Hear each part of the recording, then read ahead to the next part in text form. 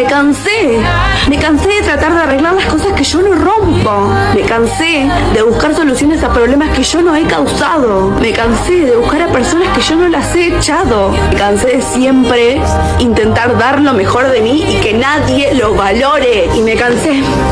Y cuando uno se cansa, no hay marcha atrás. Llámalo egoísmo, pero yo lo voy a llamar amor propio, porque en el proceso de arreglar las cosas de todos y con todos, la única que salía lastimada era yo.